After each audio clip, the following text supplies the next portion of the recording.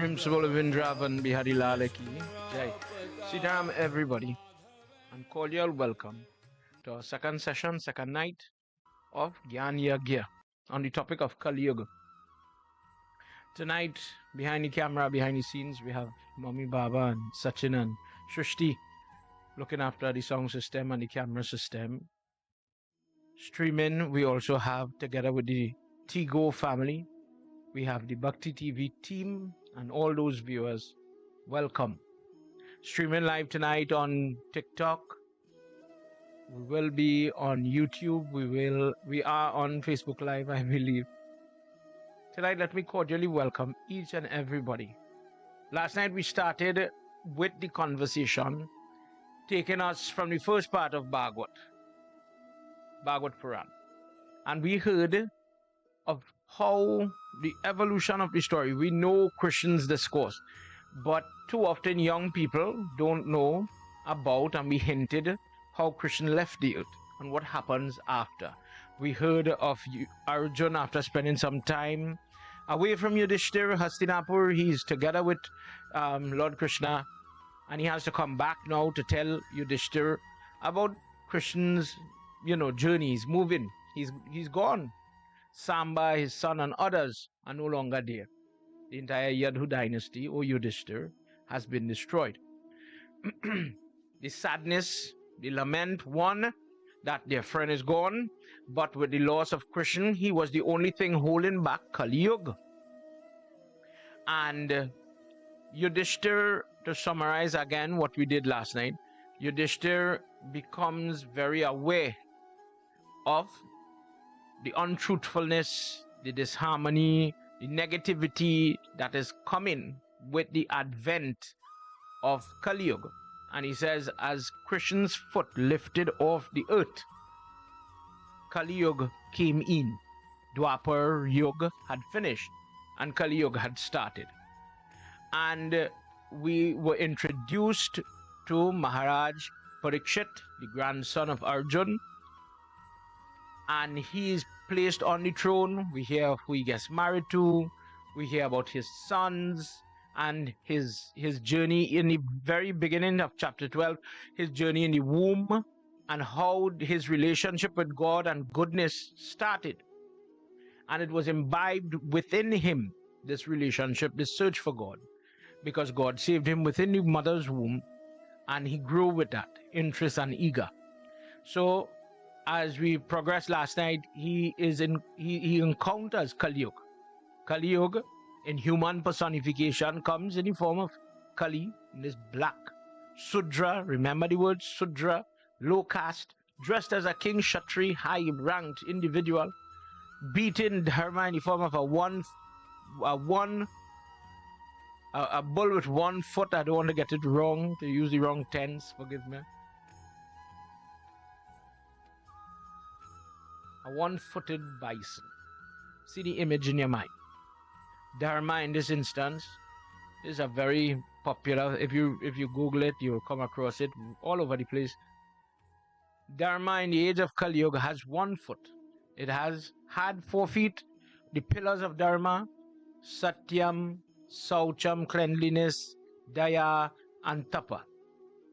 And he has been reduced to 1 foot. Mother Earth is the cow next to the bison, and she is without luster. She is meager. She is beaten and sad, tears running from her eyes, and a nice conversation ensued.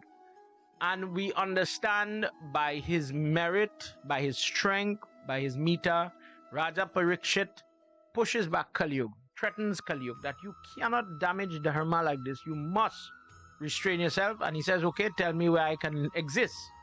And he tells him, stay in places of prostitution, of intoxication, the gambling hall, places of slaughter. And then he begs, please give me, this is not enough, give me one more. He says, wherever there is gold, you and your work and your energy rampant, live there and happy. So long as Parikshit is alive, Kali has to restrain itself and its effects to these places. And as it was foretold when Parikshit was born, that when it's time for him to die, he is going to be implicated and affected by a shrap from a young Brahman, and because of a mistake he does make, but it does come across in text, in the words of the young Brahman's father, like an overreaction. The punishment did not match, the sin. And he's told that, in long story short again, in 7 days, Parikshit is going to die. For this reason, Bhagavad Katha, as for the elders viewing, you would know, traditionally, we would do 7 days Bhagavad Yagna, and 3 times today they read of this holy text that we were touching on last night. And this was first started with Parikshit, where Guruji sits down and for 3 times a day he's talking about Lord Vishnu and his holy glories to rid Parikshit of the sin. Nonetheless, at the end of the 7th day, he is freed from sin, the burden of sin. The snake, however, Taksha, does bite him, and he does go to Mahavishnu. He does go to Vaikunth.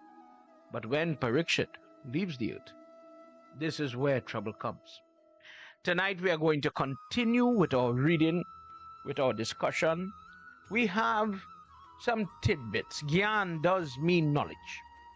I got some questions, and we're going to talk about 1 or 2 from the perspective, because trust me, devotees, this is a very broad topic that touches on many, many things. But remember where I started off with, when we look at the crime, when we look at the environment, when we look at the state of war, the economy, the world economy, the status through this pandemic, when we saw grain became a little stressed in terms of supply, remember when vaccines were not as available, tablets and medicine was not as available, and people's life went through a different form of hardship. Not only the virus, but look at what the economy and the environment and everything that went with it.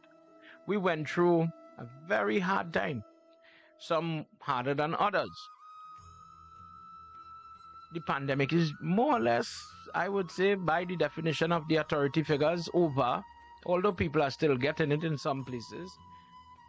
But the hardship, when we spoke about ghee, for example, last night, and I'm talking about it again, the Hindu group in Trinidad is being persecuted to get genuine cow's ghee in terms of the cost, the economy again. But the same product in different parts of the world, China is dropping shipping costs. People are seeing a little minor drop, a little drop in sea freight. But there's no difference in pricing for this commodity in Trinidad. Something to consider. The main ingredient in your prayer, substandard products, that's readily available. Anything that is inferior, use that. It is there. So the poor man whose job is in danger, food is in danger, family is under distress, what will he do? Use something that is, substandard. What is available? What is cheap? Can't vex with people for that. But it seems so funny that there is so much focus on money rather than doing for the people, maybe the fair thing, maybe the right thing. It seems as if, correct me if I'm wrong, it seems as if there can never be enough profit. There could never be enough financial benefit. I'll milk this thing as much as I could. Pandemic or no pandemic, shipping problems, no shipping problems, I'm going to make as much profit as I could for this cow brand's ghee. But maybe in a different world, we might say, you know what, I make my profit. Maybe I can reduce the cost as other commodities, flour and rice and little things, some things are going down, just an income amount out of fairness, so that it could be within the reach of people. Tonight, and that is just a tidbit of our topic. Tonight, we continue our text tonight. The Kalki Upa Puran is our text, initial text, not to be confused with Kalika Upapuran, Kalki Upapuran, not a Mahapuran. This is a minor writing. And then our next text that we're touching on tonight is the Padma Puran. Tonight we continue with what we heard last night, where it comes in, the introduction of this Kali Yuga, and we hear something about the Sudra and how he appears to be in this time. The person with very weak vision is, they want to be the Kshatri, they want to be the Lord and Master for everybody, but they don't have the knowledge, they don't have the compassion. So you will see in Kali Yuga, rampant. It speaks in many texts. As I said, it's a broad topic. And if we go into the Dharam Sastra and we go into what is proper etiquette and proper things to be done in simple language, for politicians and leaders, kings, president, prime minister, whatever you call them, you would see compassion, a certain amount of sympathy, empathy, and different things. Strength. If you have to wage war, you can't be a coward. If you have to stand up for the right and instill good values and principles, you can't be, a immoral person. You have to have a certain amount of character. But you cannot be only an accountant that checks money.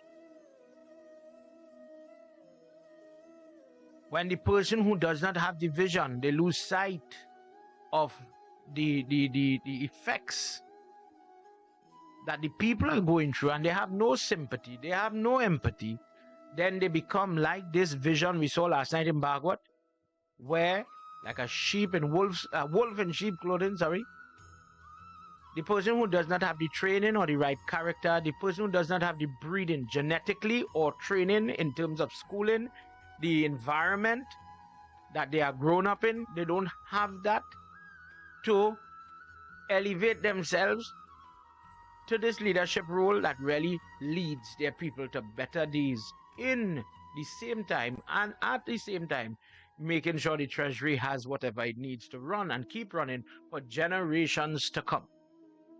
Tonight, we are going to hear, as the Munis are asking, okay, so Parikshit, he met Kali Yuga. But what is this about? What is the genealogy? Listen to this question, and then we are going to go into the traits of the Yuga called Kali Yuga. In tonight's discourse, wonderful information. If I ask you at the very onset, we say opening mantra yet, if you came in late, Sitaram everybody and welcome.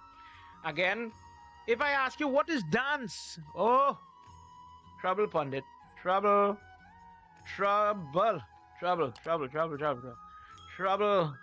There are so many different forms of dancing. But as a Sanatanist, as a Hindu, we have maybe the oldest form of dance. And tonight, we're going to use that as an illustration for how things change with time. The intention and how it has evolved, or maybe de-evolved, if you want to use that word, if it exists. Before we enter our text, let me invite you to put your hands together. Put your hands together. And I've seen many pundits beg people, put your hand properly, do the posture properly. Put your hands properly. Close your eyes. And think of God. And for a very little while, let's pray. Oh, Gaja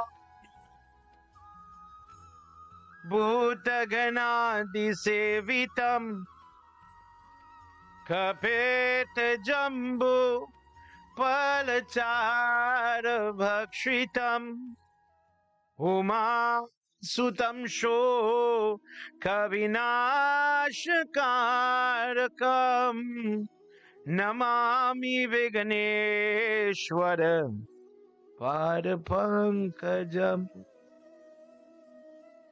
Sarva Mangala Mangalye Shive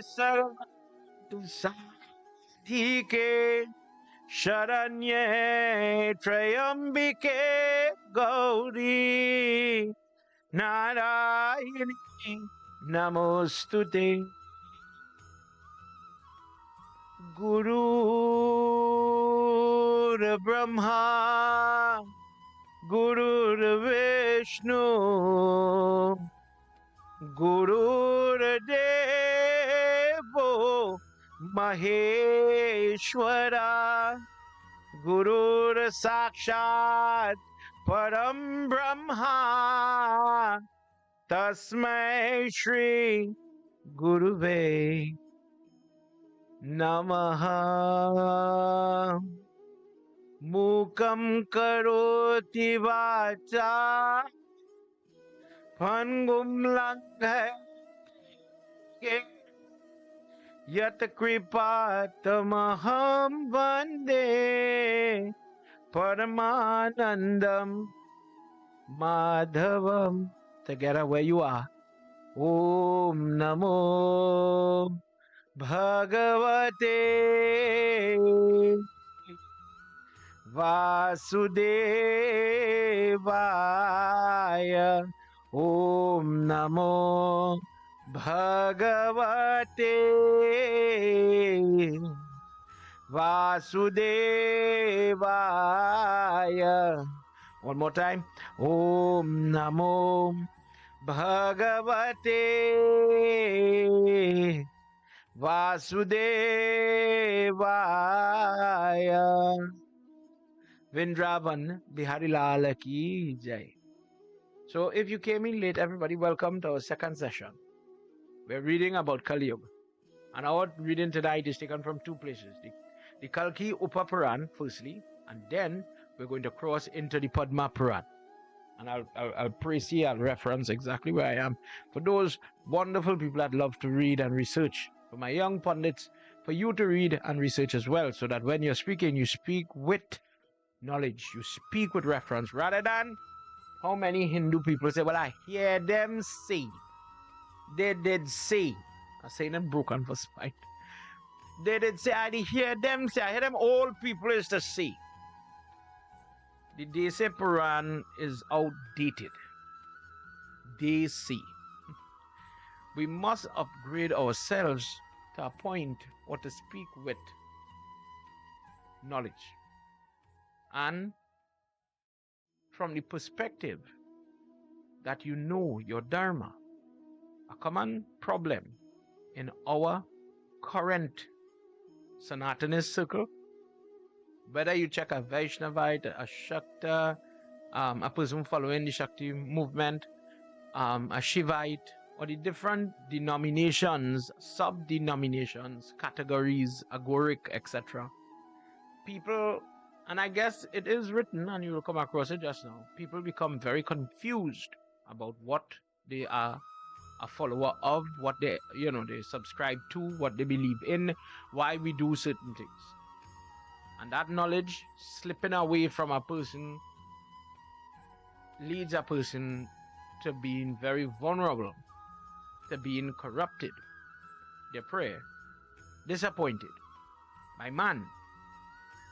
When you put your faith in man, you're walking a very dangerous road. Let's see a simple example.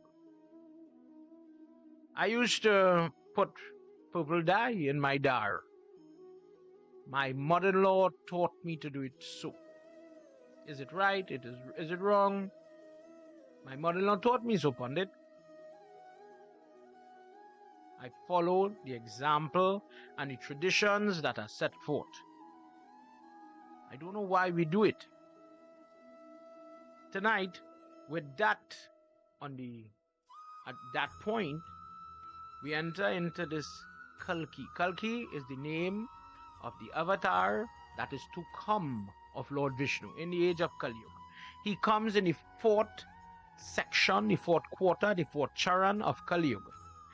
And he's the one that brings an end to the Kali Yuga, and when Satyuga is going to restart, goodness, the age of honesty, truthfulness will restart, will be by his act. Let's enter. I'll do this one verse And then we'll continue with because there's a lot of information. Jai Bhole Baba Tab Sharanam. Jai Bhole Baba Tab Sharanam. Jai Bhole Baba Sharanam. Jai Samba Sada Shiva Tab Sharanam. Sacha Abhimanyu Putra Tam Vishnuratya Samasadhi Parah Bhagavatam Dharman Ashtadas Sahasrakan Jai Bole Baba Tab Sharanam. Prem se bolo Vrindavan Bihari Lal ki Jai, Umapati Mahadeva ki Jai. The topic of Bhagavad Dharma, I'm reading from verse 10 of the Kalki Puran. It's a 35 chapter text, Upa Puran, short text, but it contains very pertinent information to our conversation. The Bhagavad Dharma that was given to the son of Abhimanyu. This is what we were talking about last night. Remember, Parikshit, or his other name, Vishnu Ratha, the one that Lord Vishnu saved in the womb. He sat in that assembly with all the munis and all those onlookers, and he listened for 1 week without interruption. That saintly king had to relinquish his physical body, and he departed, the Jew departed from this world. And although that conversation with him had ended, the assembly is still there, now minus Parikshit, Raja Parikshit. All the munis, the great sages headed by Markandeya, continue to ask Sukdev Goswami, sitting in that same place, to continue describing now from what Bhagavad left off. Bhagavad continues, understand the text. Bhagavad goes from when he's told that there's a shrap. Bhagavad goes on, okay, so this is what Lord Vishnu did in Vaman, Narsingh, and so on. Here now, all that is done. The entire Bhagavad is read, and Parikshit dies, and this is what happens after that Yagna. All of them want to know what's going to happen next. Please tell us. O Guruji. And he wanted to know, all of them want to know, please give us, listen attentively. Sukdev is saying to all of them, how Kali, not Kali Mata, for everybody who coming in tonight, this is not that. This is Kali Yuga, Kali Yuga. How did Kali appear in this world after Krishna had left? After all of this, could you please tell us, where exactly did this darkness, where did this bad come from? What is the history of this thing? And he says, after Mahapralay, after the destruction of the previous sansara had been done, the creator Brahma, in the creative process, sitting in the lotus flower, remember the lotus flower, created sin from his back. Where does sin come from? Remember, in Hinduism, we don't have the devil, but we have good and bad, and the concept, the construct of sin. Verse 14 of the Kalki Puran in chapter 1.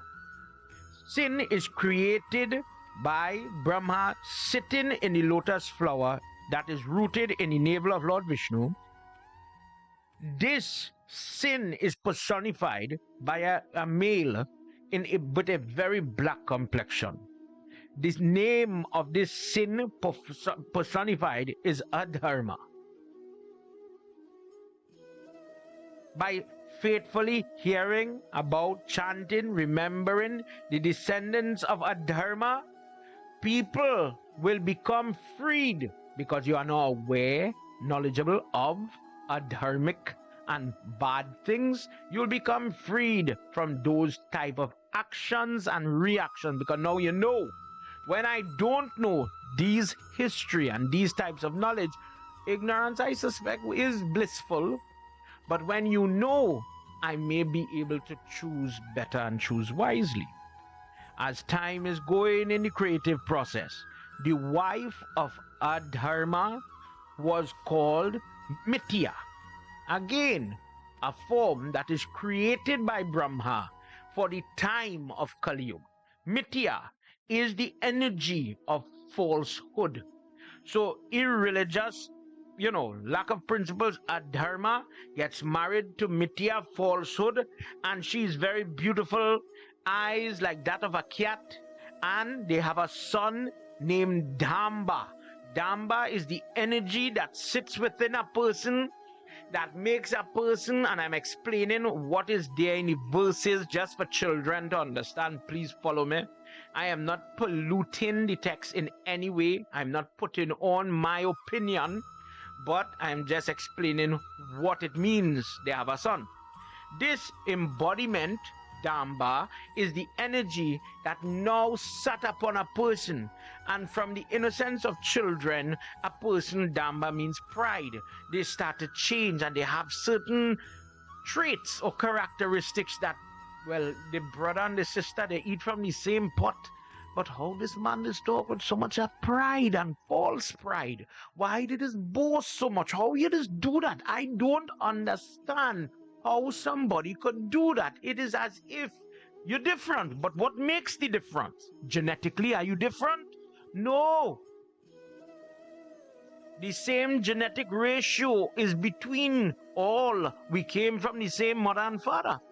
There might be little phenotypic differences, expressions of the gene, but we all belong to the same species, for example, but we express in different ways.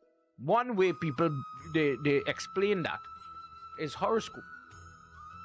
When they think of the character of a Gemini compared to that of a Pisces, and the characteristics of the individual, you would say, well, because of horoscope differences, that's why this person behaves differently. Their approach to studies, their approach to friends, their approach to love, their approach to working hard and saving money, etc. That is one explanation.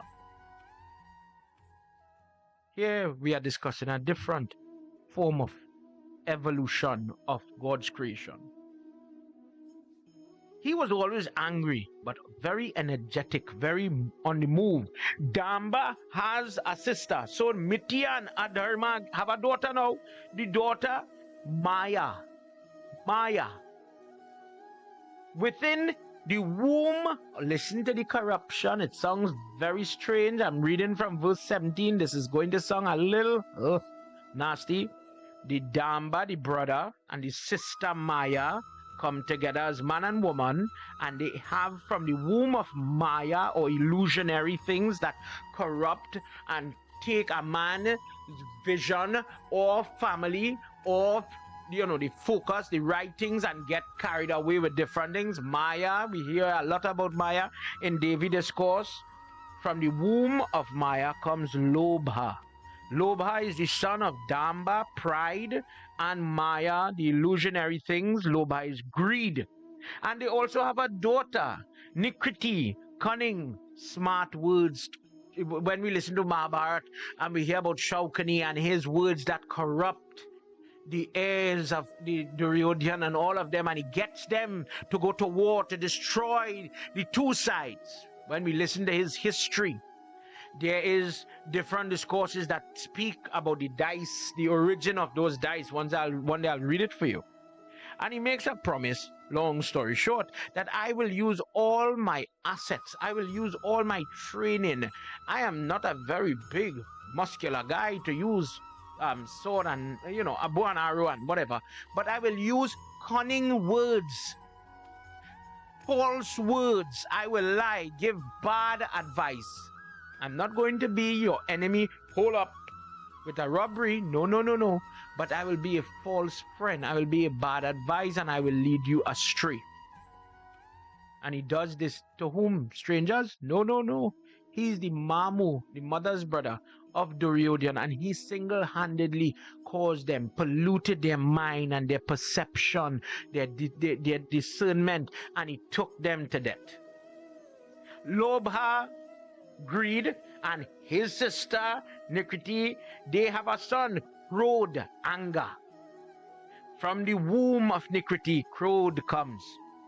And Crowd has a sister, Himsa, Envy. Envy. From the womb, going down another generation of the creation now, from the womb of Himsa, Krodha, the brother, got a son named Kali. The same Kali, the dark guy that's sitting dressed as a king, beating the bison and the cow last night, Kali Yug. This Kali is known. He is born to Krodha and Himsa. Kali is always shown with his left hand holding his genitals. He's illustrated in many texts and places in the art and the artistry of ancient India as a very black color, as if not dark. I'm not saying dark, I'm saying it says here like black ointment that is mixed together with oil is glistening on the body of this individual. Kali's abdomen is that of a crow. His face is, I'm on verse 19. His face is frightening to behold. His tongue is red and appears to be the house. It is full of greed. His appearance is very fearful, and he emits a very strong, bad smell from his body. Kali is fond of playing games of chance. And not only is the game of chance, think of, just for a second, when we say Kali lives in places of gambling, understand the game itself is not the problem. There are many games. Ancient games, like in the Yudhishthira example, where they were rolling the dice and they threw the dice. They are more traditional, like horse racing, older, in our times, older, but still not as new. Then the proliferation of how you call it, where it is go to gamble is a casino. In a casino with maybe more technical games. And now we live in a world where the gambling can happen in your phone. People create bets and make all types of wager on different things, not only sport or political outcomes and all types of bets. Think about, so we have the different natures of the game. Is the game the problem? Not so much. A person who is still in control of themselves could go and play, push the button, throw the dice, watch the horse race, and not be affected. But there are some people, it is as if something has captured them. And I'm saying it in a way for children to understand that the gambling leads to an addiction. And that addiction could be what we are referring to in Sanskrit and Hindi language. That it is as if nothing else is important. Everything else, paying the mortgage, paying the child support, paying the bills, everything else is secondary. But I must take one more chance at the playway. I must try one more chance at the lotto. I'm going to win today. That hope that takes away every decision, your priority in everything. My children need food. When I win the lotto, I'll be able to buy them the best. And the funny thing is, somebody is not trying to sell you, I'm just saying fake gold, roll gold as gold. No, if somebody did that to you, you would be saying, well, that person trying to outsmart me, pundit. That person trying to sell my cat in bag. Smart man, bad man. When you start to tell yourself that, what do you think about that? Many people in today's world have addictions. In this example, it is saying that this fearful character loves to play games of chance, drink wine. Oh, this is an easy example. What happens to the person when they take the intoxicant and they go too far? The same in moderation, in very small amounts. Alcohol is put into cough syrup, it is good for your heart in small amounts. But when it starts to interfere with your intellect, your buddhi, your decision making, your behavior, and it's as if the spirit, isn't that what they say? the spirit take hold of him and he behaved naughty, and Pandit Keshava was dancing on the table and he was behaving really, really bad. Where is that coming from? Something is living there, according to Hinduism. Enjoying the company of prostitutes, losing sight of good behavior, of what is supposed to be done. Locally in Trinidad, it is the rage right now in TikTok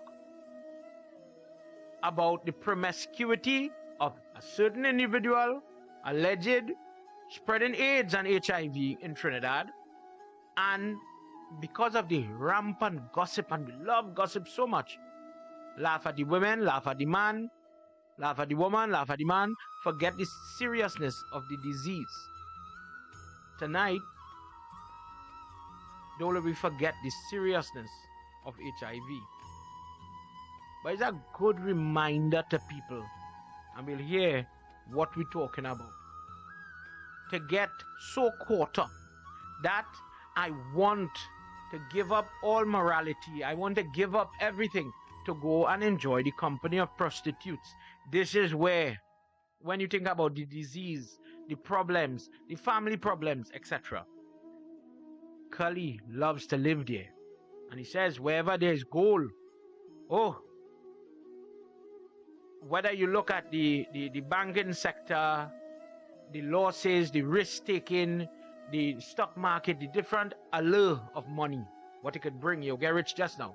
You get rich just now. You get rich just now. Jump in, buy, throw away everything. You get rich. And these get-rich schemes, pyramid schemes, are all examples of the same greed that attracts a person. And they become tied to it. Kali has a sister, Durukti. Durukti is harsh speech. And in that sister's womb, Kali got a son named Bhaya, or fear. Fear, please remember this one, fear. They have a daughter. The daughter of Kali, who I'm saying is Kali Yuga, is Mrityu, death. Bhaya has a child named Niraya. Niraya is Naraka, hell. And from his sister, Yatana, a 10,000, let me say, clones, copies. And these Yatana is the different pain, sickness, trouble. It sounds laborious to go through this hierarchy. But as a pundit, if I don't read it for you, you'll never hear it. And you need to understand this, that when we say Kali Yuga and we see so much of sickness and we see so much of trouble, where is it coming from? Understand that this is the family of Kali being let loose upon the earth. That when Krishna is leaving and we say Kali Yuga is coming, the bad omens are coming by virtue of what we spoke about last night. Understand, it is as if a man, his wife, his children, grandchildren, the family is moving in and they're coming with their ways and they are going to pollute our village, our city, our place. And the peace, the happiness, the prosperity, we are going to lose it because of their works, their presence, etc. These excessive types of pain also cause different effect in a person. The relatives of Kali are those things that come to destroy a yagna. Listen carefully, you know what I'm talking about. I'm sure you've heard the statement, boy, the morning of your prayers, you're trying to do good. Pundit trying to read the jug. And that is the time everything going to distract you. Something going to upset you. I don't know how it is work home by you, but I've been told that in the morning it is cost the most. The spouse I pick the do grass, the children I want to bathe, everybody moving lazy. Mommy quarreling the most, for example. Destroyers of your yagna just simply mean sacrifice. So that could be a small puja, havan, anything. Your good work. You're trying to read your book, something will come to distract you. You're trying to do charity, something, these children of Kali will come to stop you or break you. You see this? You see what that person do? I am not going to help nobody like them again. I am not going to help. I'm not going to do. Kali Yuga is at work because they transgress all the Vedic principles that we practice in what we call our religion. Truthfully, Sanatan Dharma means eternal principles by which we live. Really isn't a religion, it is a group of principles that we practice. Dharma. More than just puja then, right? They are the source of mental distress, disease, problems associated with old age. Let me just touch on old age a little bit. In previous Janam, man's lifespan was very long. In this Janam, as we'll hear soon, man's lifespan becomes very short. But look at the growing trend. There are some people that have an easy time in old age. They are regal, they are knowledgeable, experienced, they have their temper has, temper, they're very calm now. The things is to beat the children for, if you understand my logic, the grandchildren don't get licks for that. Now it's cute. They become very cool and happy and good, and they add value. And then, unfortunately, there are some people that don't have it easy in old age.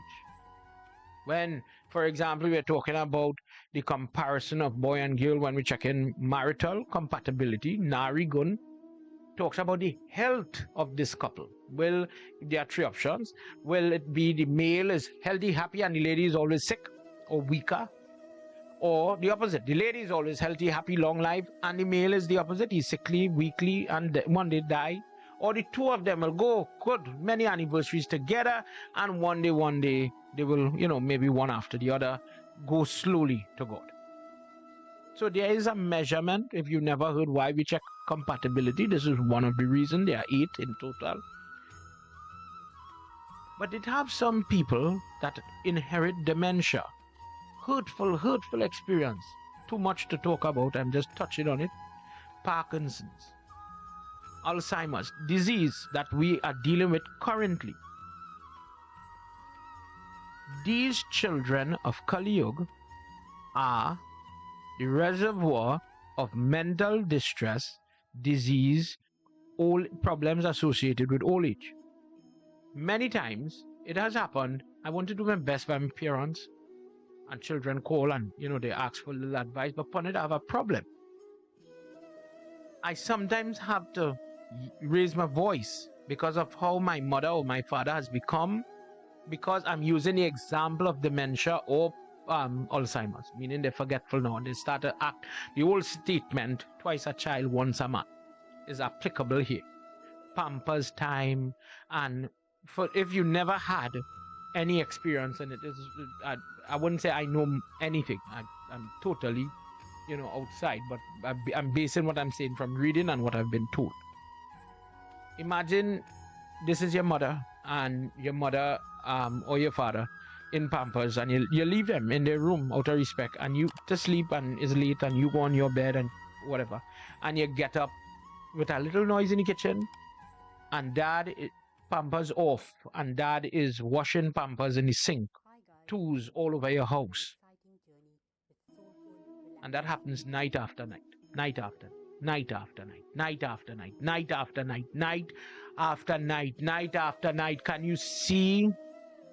Just to appreciate, just for our conversation tonight, troubles associated, not only, okay, the person's sick, but think about what that home, the mental distress. I want to do the right thing, but oh my God, Pandit, I'm yelling at my father to do the right thing. I'm yelling at them, don't do this, don't put on the gas tank. Twice a child, once a man.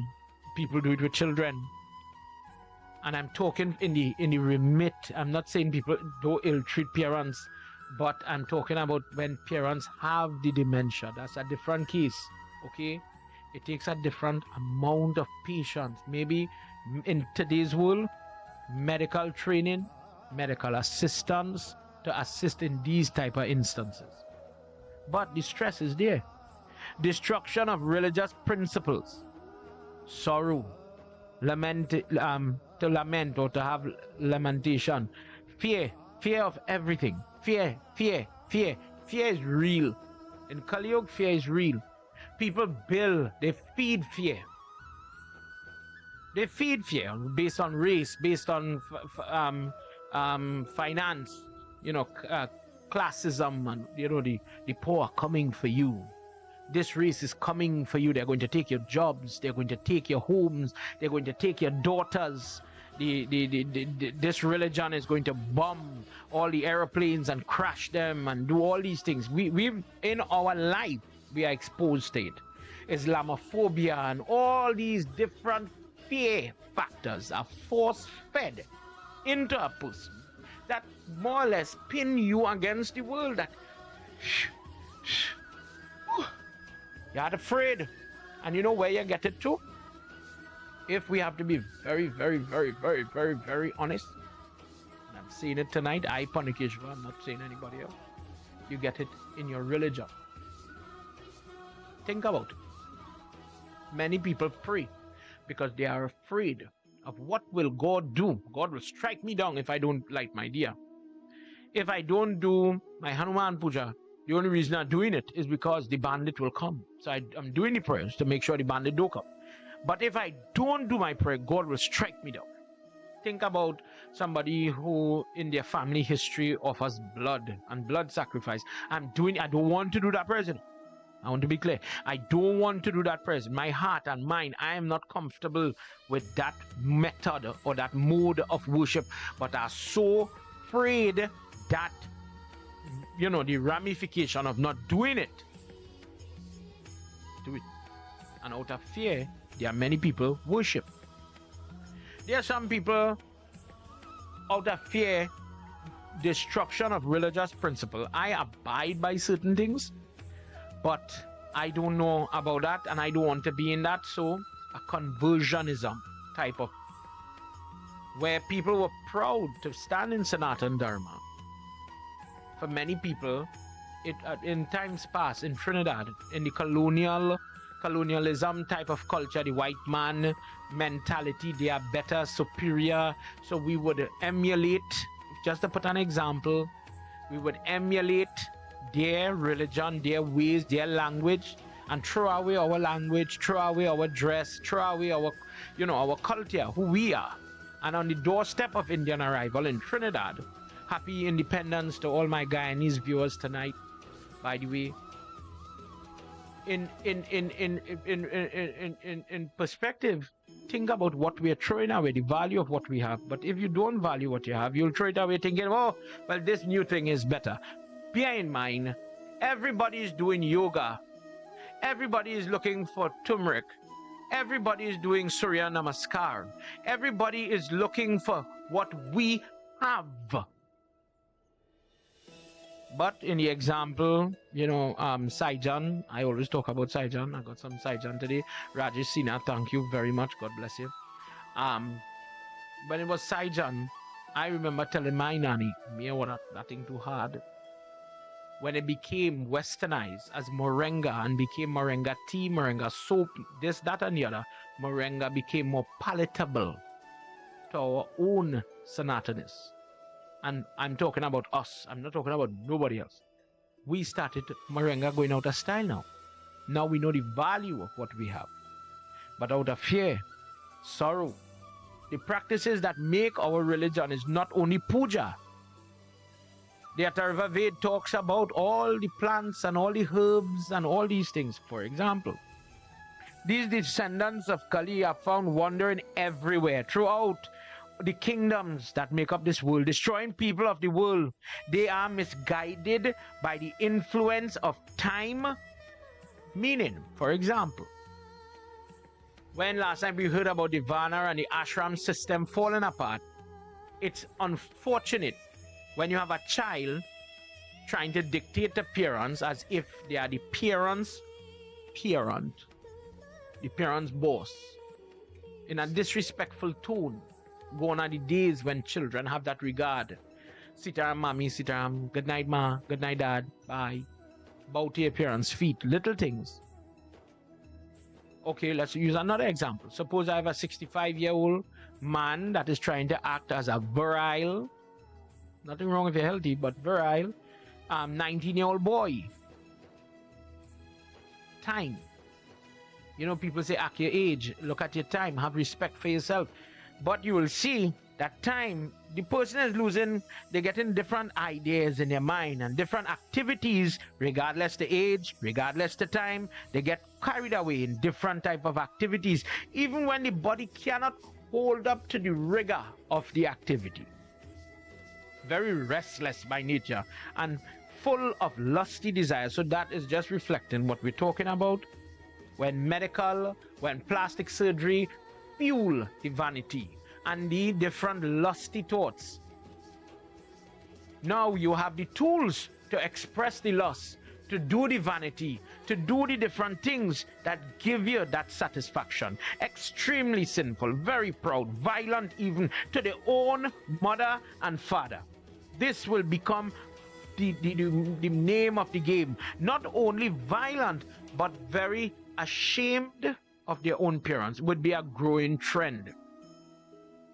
Rich, educated child is ashamed of the poor parents and the mega home or the old house where they came from, their roots. Not everybody has the attitude of gratitude. Not everybody understands that is where I came from and I hold to that. I remember those days and I understand their struggle that gave me what I am today, the platform for who I am. Not everybody has that. Some people are corrupted by Kali Yuga and they have a thought that my father and my mother, don't talk about that, don't tell them about that. And you see it when you have mixing of races. Maybe I migrate to a different country and I absorb the new country's culture. Wow, I have more accent than the people living in North America. Freshwater Yankee, etc. And you see it in different ways. Where who I am, my identity, that has no value. I want to become something else. Those people who are born into the Brahman family, they don't want to practice the Gayatri, they don't want to practice proper etiquette, they don't want to engage in the service to help the community. For example, last time we mentioned what is Dubé and Chauve and so on. In the Gosine family, you would see in our funeral, the funeral service. If you go on a nice place to watch it, if you go on YouTube, you could research, in the Hare Krishna, the guru that started the Hare Krishna movement, Srila Prabhupada, his final rite. You will see the person with their foot in Padmasana, well, we're going to say fold your foot, the lifeless body, Samadhi is there. And they bury the individual in a pit with salt to preserve. And the logic is the person at this state, and this is done for the members of the Gosine family. Goswami or Gosine is a title given to the person who is holding the knowledge, the cow, or the cow, protecting of the physical cow, or the knowledge that is there, the Vedic knowledge, the knowledge of our text. This teacher, or the Gosine, this is why Goswami is given to the elevated souls or the elevated person because of knowledge. When they have passed away by practicing different vrat, let's say Kricha vrat or simple Ekadasi, Trayodasi, etc., all the Havan, all the Punya, when they pass in their hand over the fire, all these things accumulated into the frame of the body. Now they are saying, I am giving this body back to the earth and allow the earth to feed off of this energy to replenish Mother Earth. Mother Earth is in trouble. We'll hear that in Padma Puran shortly. It sounds so strange, but this is how in my family, right? New Grand, all my Ajan and Berry. And now you have European companies where they put the deceased in a sack attached to a tree, and they bury the tree in North America. And this oak tree is my mother, and that tree is my father. The concept is the same. You are feeding nature, you're recycling the carbon. In some parts of the world, by mechanisms with different technology, they bring down the carbon to a gem. They make a fake gem and they say, okay, I'm wearing, believe it or not, from the ashes. If you've never heard this, read it up. It was in Times magazine. The person is wearing a blue stone, a red stone, a white stone. This gem, based on carbon structure, was once my loved one, my relative. And this is now this person. So people have these forms of funeral. We'll discuss that another day. These fallen souls that are affected by the children of Kali Yuga end up in dry arguments, pointless arguments, religion. They lose the purpose, and this is where we have to be careful with. They lose sight of the purpose of the religious practices that they have. It becomes a profession, but it does not have valid any valid form of help to the soul. It is not a tool to use to get you to God. Instead, it is just about money, the house of Kali Yuga, the same religious practices, the sale of wine, the killing and slaughtering of animals, including the sale of meat, cruelty to nature, cruelty and fun and gratifying. When you see people, there are some people that will kill an animal with respect. Let's be honest, people eat meat. But some people do it with regard, care, and then there are some people, you see it on the news sometimes.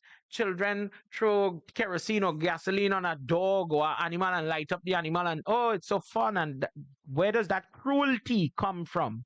Don't you have any form of sympathy? Don't you have any form of limit? Why is this cruelty as if it is something in you, like a, my word, zombie, like a spirit? Yes, it's a spirit, the child of Kali Yuga.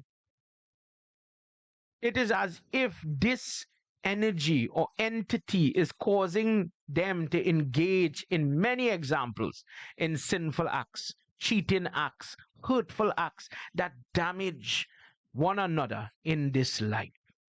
People of this Kali Yuga are accustomed with quarreling, fighting amongst themselves. Life, what is life? They will go to great, I'm reading verse 28, because when my nephew hear this, he will doubt me. They go to great lengths to groom their hair and wear the best clothes, decorate themselves with costly ornaments to present themselves to God, but it will never be about what is inside them, their truth, their cleanliness, even the act of bathing. The act of bathing takes a secondary step. Think about people preparing for a wedding nowadays. The makeup and all the layers and everything has to look good and it has to look perfect. But a wedding is a sanskar. The freshness, meaning I've just bathed, I am very pure, I'm very cool, comfortable, and I want to prepare myself to offer myself to God in the act of getting married. That becomes secondary. And the person may be up for hours putting on the layers of makeup, but now the staleness of the body, that is shown in, for example, if you know the Shivratri Brat, when the 12 o'clock hour reach, whether you are what, you should have a shower in refreshing your body in preparation for your continued offerings in the next power. But in Kali Yuga, it seems as if cleanliness, honesty, fasting, these things doesn't matter. The sannyas, for example, the person who has reached an age that they should start to prepare to hand over their belongings and don't hanker on to this and that. If, let me just say, you're hankering on to the Taryani Luta, do like Yudhishthir. We should be able to say, whilst life is in my body, I have something to give you, I want to give you it. But no, hold on to it. Hold on to house, property.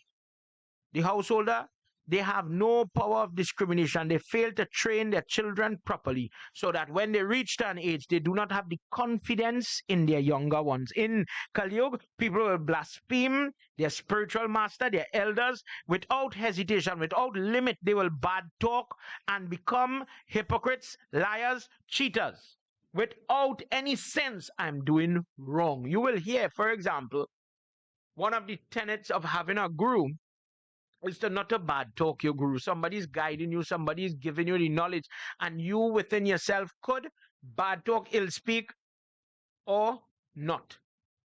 Think about what comes into you that you know it's wrong. And this is just an example. This is wrong. But I'll still do the wrong. I want to do the wrong. The wrong is a good thing. The children of Kali Yuga. In Kali Yuga, the Sudra will become like the Pandit and accept the Siddha, but would not have the knowledge. Remember the image. The Shudra is the person who's pretending to be the best politician. Now, verse 30 says, in Kali Yuga, their Munis, The Sudra will accept charity from people in the form, not just charity. Baba, look, we're doing a hamper drive. We want to help you. Not that. This is the one we have to understand. I'll read it for you tomorrow night. When somebody says, I am giving a dakshna, I am giving siddha, I am giving this, what is the logic? They don't understand. I want to be a Baba. I'll put on a janev and I'll become a pundit. I'll put on a white kurta and I'll become a pundit. So I'll financially, I'm going to get benefit. They plunder people. They make use of people, but they cannot help people. Whilst there's a line, be careful who you give your dan, your dakshana to. There's a rule, and I'll explain it tomorrow night, trust me. With that discrimination, when you do not choose the person correctly, and the person does not chant, for example, the Gayatri mantra, imagine I said, the Sudra, please accept this gift. Good. And I thinking to myself, oh, I gave this in Dan. I gave this to this person who looks like a Baba. I will now see betterment and improvement in my life. But the person does not know what to do with this. And they're not doing the Gayatri Japa, and they're not doing the relevant things that is supposed to be done. So the person like myself who did their part, they did the gift, they will say, but you know what? I'm doing the puja, I'm doing the gift giving, but it seems as if my problems are not moving. It are working because the person is not chanting. What's the difference? When this priest comes, the person is supposed to be acquainted with certain rituals. One example is the Gayatri. The Gayatri is where the Purohit comes to your home, the Dwij comes to your home and purifies your home in three places. Just tidbit information, just to illustrate my point. Because of the close relationship with Gayatri, when the person reach by your house, you will see they wash their foot, get the dust in the water. When they wash the dust from the person who chants Gayatri, purifies my house. So wash the foot here, and whilst little chit chat happening, somebody in the house go take the terrier with the water and sprinkle, bowl, whatever they have. Sprinkle this water, the dust is going to purify your home before the puja start. When the puja start, sprinkling water in the baba, in the prayers. We know that one. And then when the prayer is finished, Guruji, please come and, if it's Jutta, in Trinidad language, Jutta, eat something. You have to eat something before you go. 2 grapes, self, a cup of tea, and when they're done, you'll see the person wash their hand, and the Baba, who knows what he's doing with the mantra, sprinkle, God bless your house. And the person says, after that type of activity, with the right guru, you know what? As I do my prayers, I just feel good. I just feel like things change. I see improvement in different parts of my life, in different ways.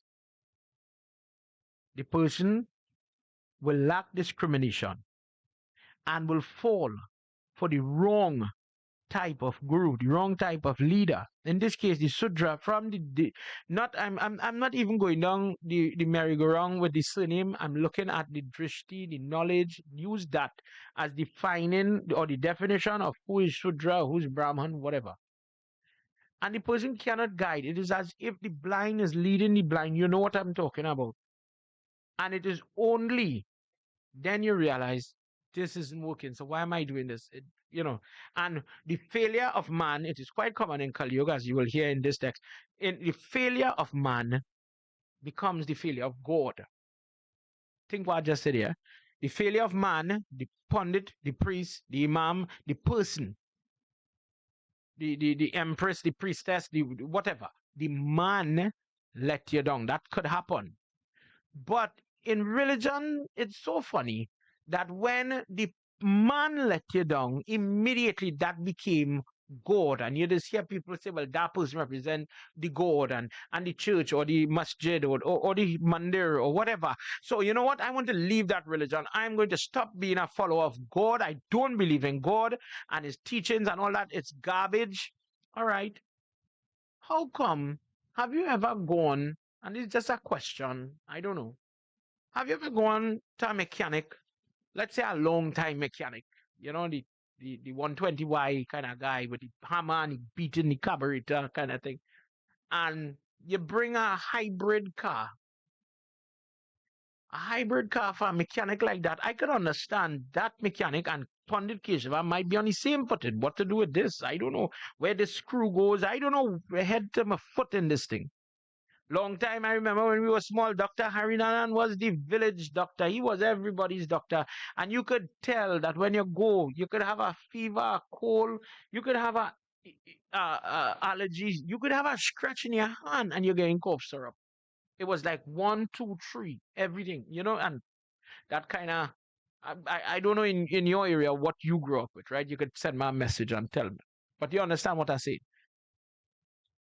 The mechanic could let you down. Does that mean you stop fixing your car? The dentist could let you down. Does that mean you don't go by another dentist and fix your teeth or stop brushing your teeth? The doctor, the lawyer, there are many examples. How much time you just hear people fighting in KFC? That mean you're going to stop eating KFC? How many times will you hear the bread price going up? Well, I mean, you're going to stop eating the bread in protests? But when a man or a woman in today's world, a woman lets you down in faith because of their corruption of the word of God or the practice of God, we give up on God. Some people hold to faith, some people cannot. They cannot because they are influenced by the children of Kali Yuga. These people lack sympathy. They do not have magnanimity. They do not have any type of forgiveness within them. They hold grudge against the offending party and they stay with that hateful nature throughout their life. Even in their prayers, they think to themselves that they are saints, but truthfully, they are housing the children of Kali Yuga. Be fair. Ram prayed to Lord Shiva. Ravan prayed to Lord Shiva too, Think about that. But the difference is their disposition. The power that God gives you, what did you do? Are you Ram or are you Ravan? Will you do good, charitable, protect the innocent?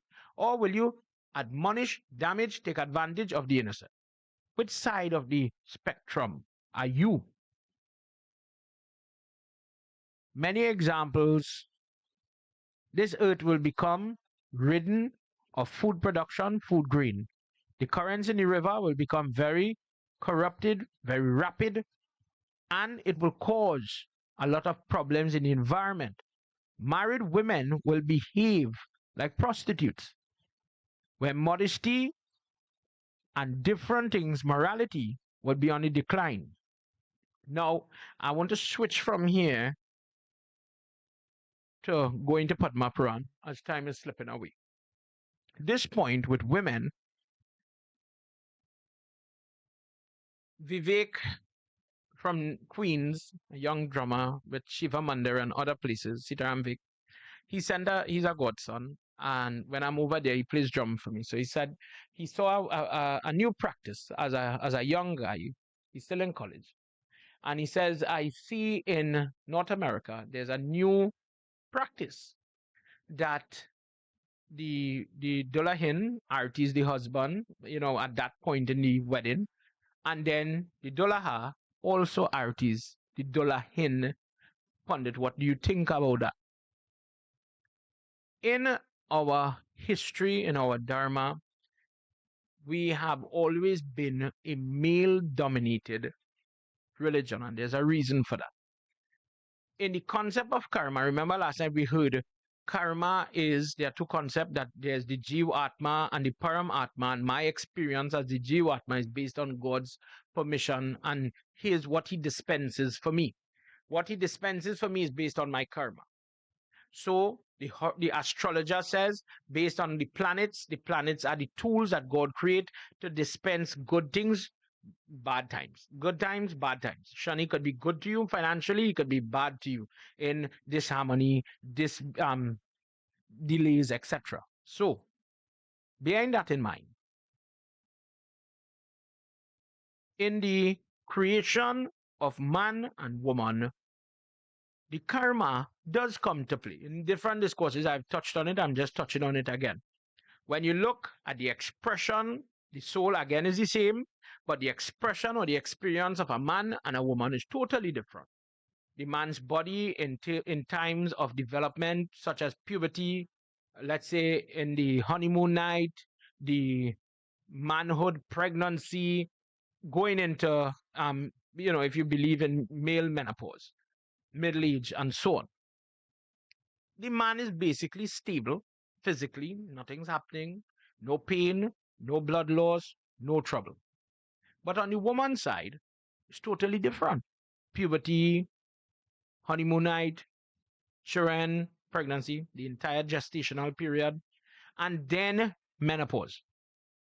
This lady, if everything being monitored, we start off with one little difference in the body, the genitalia, but other than that, more or less the same, but then the differences start to develop. And it is a painful road for the female.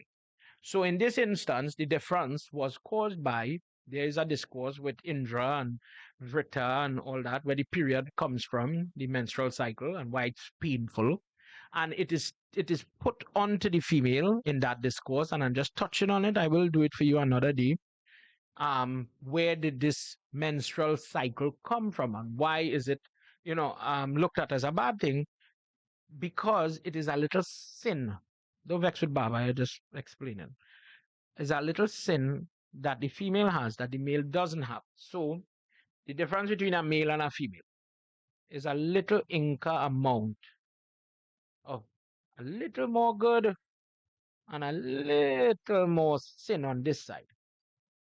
If you understand the disparity in this example, this is an example just for children to understand. And it is what explains, if people say man and woman are equal, then why is the expression of their body made from God, why is it painful for one and not painful for the other?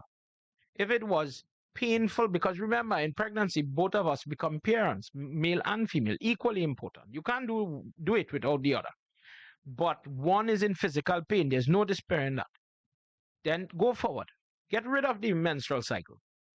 When we are in the menopausal time, the man normal. But truthfully, the woman from rapid heartbeat to vertigo to different things for different people, different things for different people, then the experience is totally different. So with this difference, you come difference in prayer. And we're going to talk about that just now when we start Padma. The difference in prayer comes from the differences in our karma, in our expressions, in terms of what we take to. And in the example in the Tulsi discourse, this is where the woman is said that if she does the duty, what is equally the same for man, if you do your duty in marriage, in home, your dharma, your parabdha karma, you follow your parabdha karma, you will find upliftment, you will find God. So the tradition, I would say, is that we look at Sri Ram and Sita Mata does Arti Sri Ram. But if you understand what Artin is, I am offering the energy out of homage to the God that is sitting in the heart. In every other thing, it is equally shared between man and woman. In the wedding ceremony, they both say Sitaram to each other the same way I bow to the God in your heart. Male, female does this. They both put mala for each other. I garland, I offer the sweet fragrance of the flowers to the male, to the female. I put the ring, I put the different metals that show the bind, the bond between male and female. And most important, I bow to the God that lives within you. The arti is just I worship the God within you. In my opinion, this is not in text. I've never seen it in text, but it could be that we are following a cultural practice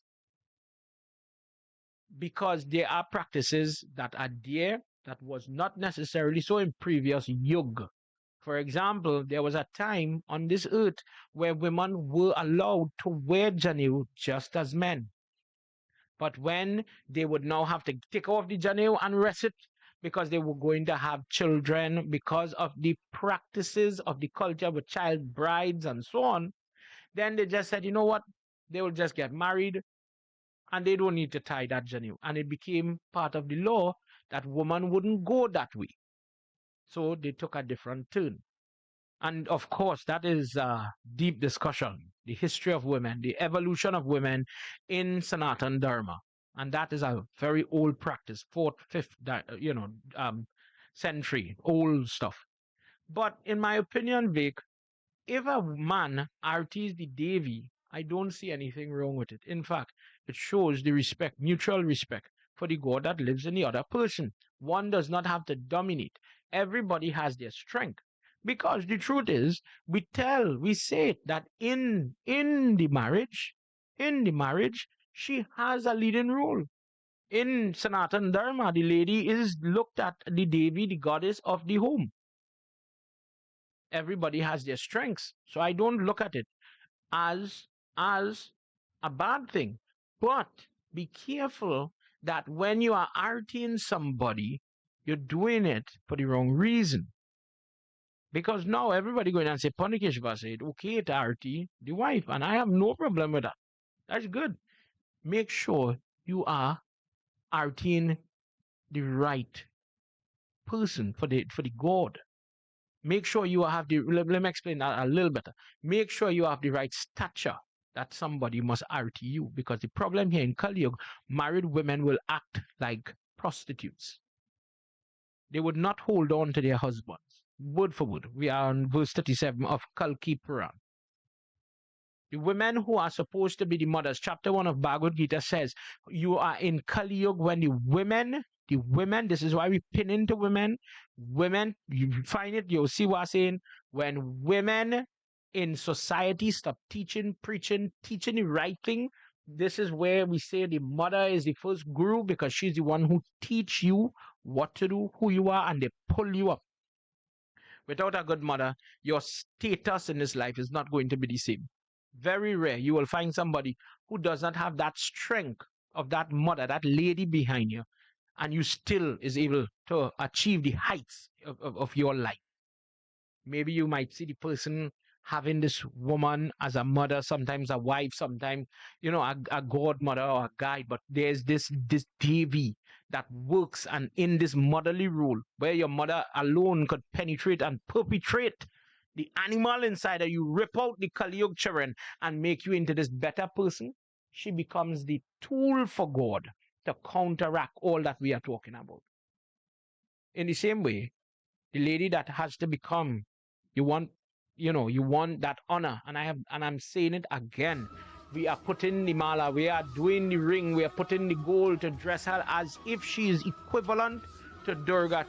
Truthfully, the toe ring, the nose ring, all these things are applicable. And you want to arty her, I could arty my wife. I could do that. I have no issue with that. But you know what people say, the cultural practice. What kind of man is? Well, in our culture, people is to throw flour on the floor when somebody die, and is to wait for a 1-foot horse to come and walk in the room. And they say, oh, your father born back as a 1-foot horse. And that was accepted in those times. Now we might laugh at it. We had some very crazy practices. In Trinidad, in the Caribbean, we have the culture of the wake, where we absorb the practice of the landowner, the Irish, where they sing and make beating drum and playing card. We just talk about playing card. They will bring the same gambling to the house where there's a death. What's how we funny? We are not, we light the deer on the Khalsa. Typical Sanatanist funeral I'm referring to. And no prayer, no fasting, drink the rum, eat all type of thing, cook and make and play card and whatever, you name it, knock drum and sing and make merry. And when the wake finish, start to fast. Because we saw the landowner in the days of the cane field and other plantation, they used to do that. That's Irish and Scottish culture. That is part of their religion. They are worshipping and celebrating the spirit of the dead. They offer the spirit of the alcohol on the floor. And Hindu people do it. They saw people doing it, so they just absorb it, not knowing what is to be done, not to be done. And you will see people in Baba, how we gonna do funeral quick? We have to have a few nights wake. How it gonna look, Pandit? It is as if the children of Kali Yuga is at work. And then you'll see different people embrace the religious practices that they belong to. It makes sense. It is a sanskar. I have to pray, and I want to be fasting. I want to set the tone for this prayer. As we adapt to the laws, let's do a little satsang. Let's keep it very calm, very cool for the benefit of the soul. Let's do what we have to do. the variations that are existing. So I hope, Vic, I answered your question. The last point, he says, the Sudra, again, touching on the Sudra thing. No one stops them, but the Sudra, the one that cannot help the people, they become the priests. And rampant, they become popular. Don't get me wrong, they are more popular. The person who is teaching and preaching the right thing, they are very, nobody wants to hear them. Vindravan Bihadilalaki Jai. Mother Earth becomes very wasted and distressed because of the touch of these children of Kali Yuga. The 4 quarters of Kali Yuga, people start to slow down in the chanting of the name of God. Goodness takes a decline. Compassion also covers the word charity, takes a decline. Dan takes a decline. The lifespan of the human takes a decline. The study of the Ved, the performance of different prayer, chanting of mantras into the last quarter of Kali Yuga will totally disappear. The Ganges will disappear. The methods of becoming saved, according to Hinduism, washing away the negative karma, those things will be forgotten until the appearance of Lord Vishnu in his next avatar, which is known as Kalki. Vindravan Bihari Lala Ki Jai. Let's switch across to Padma Puran. I'm reading Padma Puran, section 7 of Padma Puran, the Kriya Yoga Sara Kand, chapter 26, which is dealing with conversation between Jaimani and Vyas, and they're talking about what is going to be happening in the Kali Yuga. Now we are touching on many things, and we're talking, there's one little thing I want to talk about tonight. I was talking to senior dancer Guruji Rajesh Sinath from Curep, who is proficient in various types of dance, works with many different groups, too many to mention. I bow to him because of his knowledge and his life.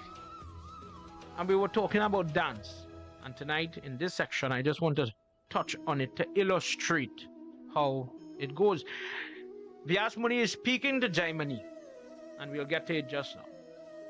In Satyug, please understand what is happening in the different Yug, and then you'll appreciate what is happening in Kali Yuga. And by tomorrow night in our Yagna, we will touch on things that we could do to overcome some of the effects in our life.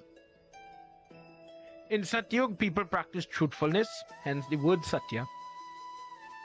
And devotion to Lord Vishnu is paramount.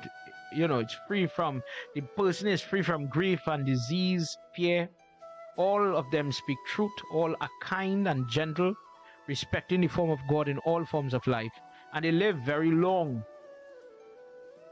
They have wealth, but wealth in different forms, such as health, not only gold, but health. They have grain, food. Nobody is fighting anybody for any type of asset or food stuff, water, or anything like that. This one is not fighting for that one. We saw it during the pandemic. Do you remember when bigger countries were fighting the poorer countries for the vaccine? And this shipment disappeared, and that rescue, people were given, there were countries that were trying to be very big and magnanimous, and they were trying to help downtrodden or poorer countries that their tourism took away all their GDP, and there were bigger countries, more industrial, and they were trying to help. And the same bigger countries in other parts of the world were taking what the poorer countries, it was diverted. Resources were diverted by their might and strength. For example, at this time, that was not happening. Everybody was comfortable with what they had, and all obliged to others. People followed all Vedic treaties. At this time, the Ved was not 4 books, it was 1 book. In Satyug, all the people was like this, and they followed their duty. Nobody practiced unrighteousness. But then Treta Yuga come, and Dharma, the bull, loses one of its foot, Satya, truthfulness. Some people started to become unhappy. This is when Sri Ram, for example, in this sansar, Sri Ram is there. Some would still practice kindness, cater for lesser beings, animals and so on. People were engaged in meditating upon Mahavishnu. They could still envisage God. Think about that. Meditating, sitting for very long, thinking about just their breath, not being distracted by the music by the bar or the thoughts of the TikTok video or something they saw last week on the television.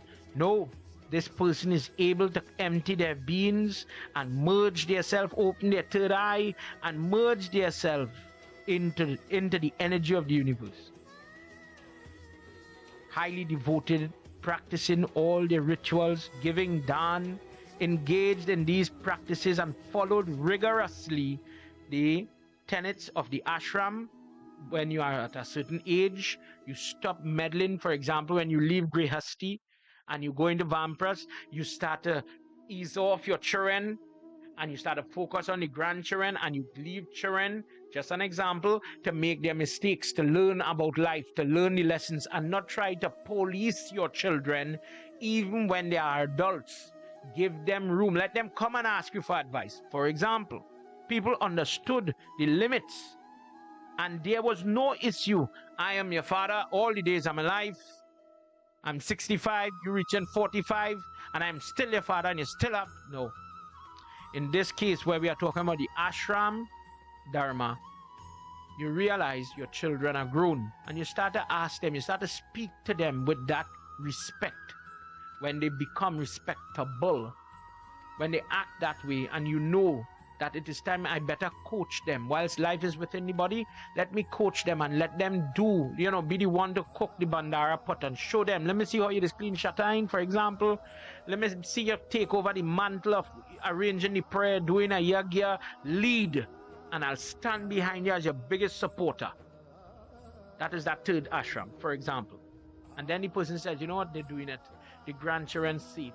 The children are very, they're good. They don't need me. Let me think of myself and my God. The fourth ashram, sannyas. They start to think of God. And they engage themselves in doing what must be done, happy and composed. All did their duty. People, the brahmanas and all in the different castes did their duty and were very happy living in what they knew and what they had to do and prayed accordingly. After Treta came Dwapar, and when Dwapar came, Dharma became deficient with two legs. And in this way, some were happy, some were unhappy. Dwapar is when Krishna is there. Some would be engaged in sin while some were pious. Some lacked virtue and some were very virtuous. And this led to a difference between happy and unhappy. True happy. There are people that don't realize they are unhappy. Maybe you have money, maybe you have physical land, maybe you have family members, but you are totally unhappy. Sometimes you have to have less to be happy.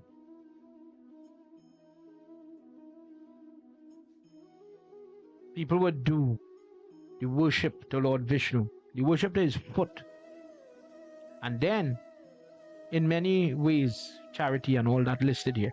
And in Kali Yuga, Dharma became deficient of another foot and only remained with one foot.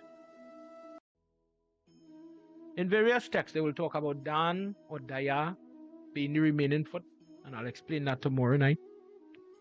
But in Kali Yuga, Sauch or cleanliness is not there, Satyam is not there, and the ability to do different forms of meditation, the length of your attention span, your ability to focus is totally gone.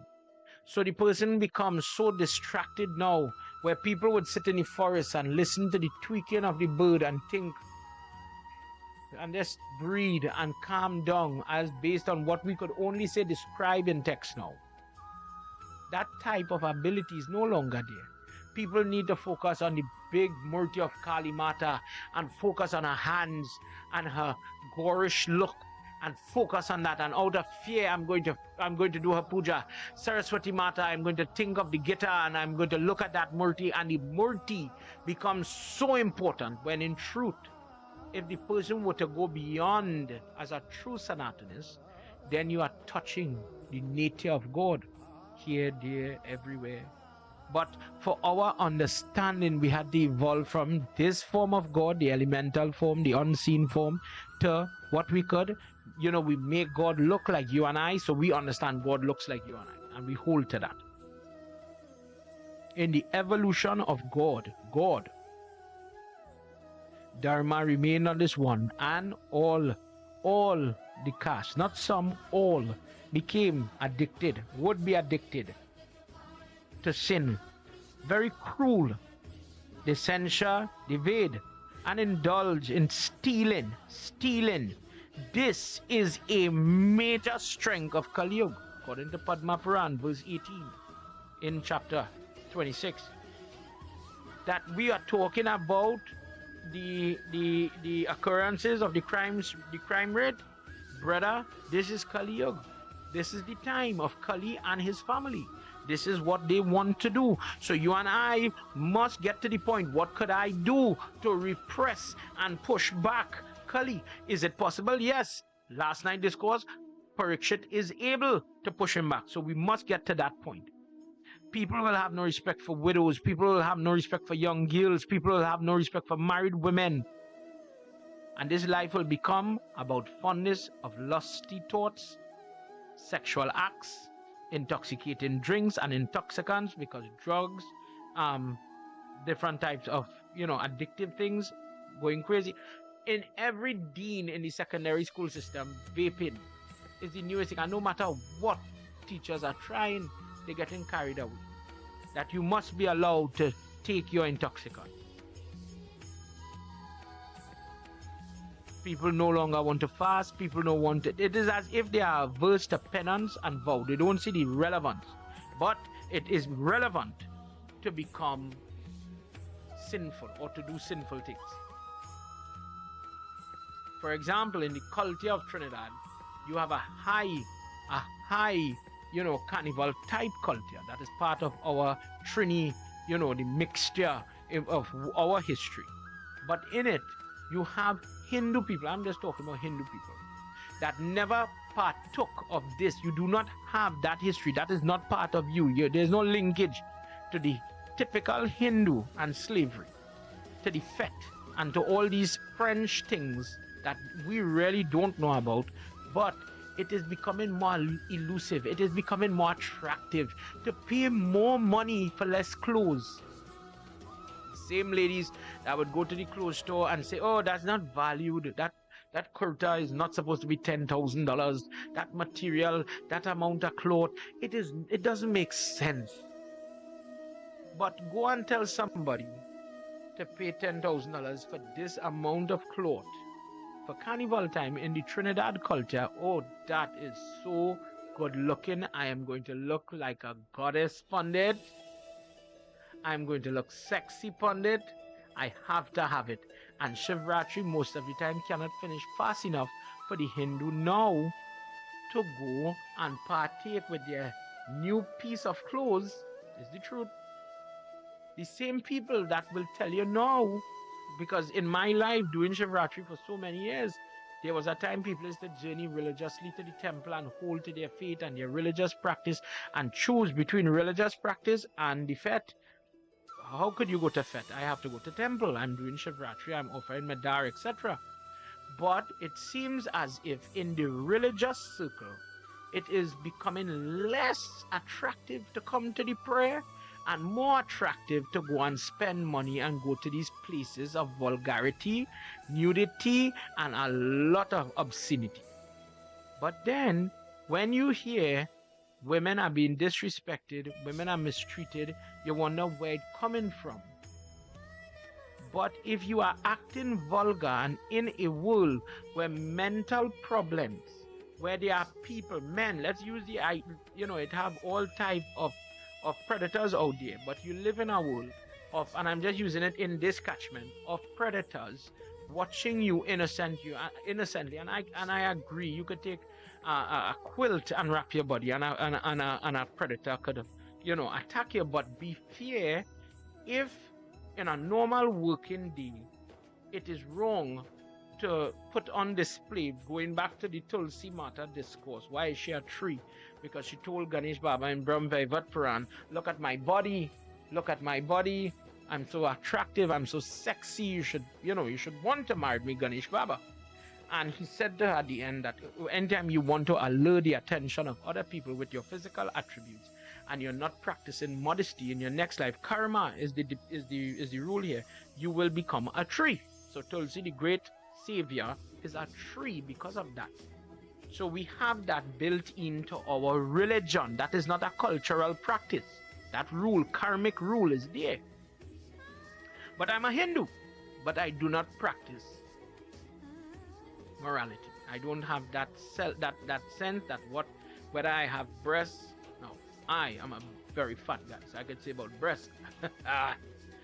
With breasts and my private areas, I have no sense of covering or shame. Now, forgive me, everybody. I'm saying it because it's real.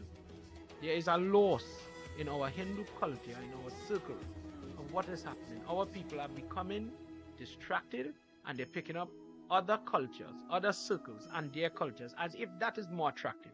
But if you call yourself Hindu, please remember that the karma is there, and because of that, we respect our body, we respect females in this way. The person becomes averse to practicing of penance or vows, bound by the company of people who are heretics. Kali Yuga becomes a place of play, and these people put on all forms of garments and parade and play in sinful contact with sinful people. Remember, satsang is the company of satsang is the company of truthful people, honest people, good people that would lead you in your moments of weakness to goodness or betterment. So this is the opposite. This is the other side of that company of vile people. Even when people in this life will give, in Kali Yuga, they will give false testimony to win the affection of these fake or false people. They will talk of impious ideas to win the crowd, to be favorite in the crowd, to become popular in the crowd for teenagers. They will lament over righteous things and righteous thoughts as if it is something bad. They will censure people in their absence, but when they come in front, they speak sweet words. We call that two-tongue, two-face, bad talk behind, and then sweet talk here in your front. Unchaste women will speak as if they are chaste to their husband, lie and cheat. People will sell their daughters, make deals, think about, oh, if I marry my child to this family, we are going to get money, we'll be opulent, etc. People say, no, we don't sell we daughter. Really? They will leave that one alone, right? Everybody big. Think about what I say in there. In Kali Yuga, in fact, parents will have very little involved. I see this as a pundit and a marriage officer. I see this. Parents are invited to weddings nowadays. Gone, I think, very rare. As a pundit, you come across Kanyadan. Now everybody is getting married in the type of Gandharva type wedding where people are no longer Kanya or virgin or chaste in that way. And most weddings, they really it doesn't have Kanyadan anymore. Women will become very fickle. I saw again with this trending little bacchanal on the TikTok where the guy went and he slept with a whole set of women and his videos were shared somehow. Women, let me talk about the women first. Is it really so hard to see that men sometimes try to take advantage of women? What makes a woman fall for the gold chain or the wallet or the money or the allure of the car, the hard music? You know what is the problem there?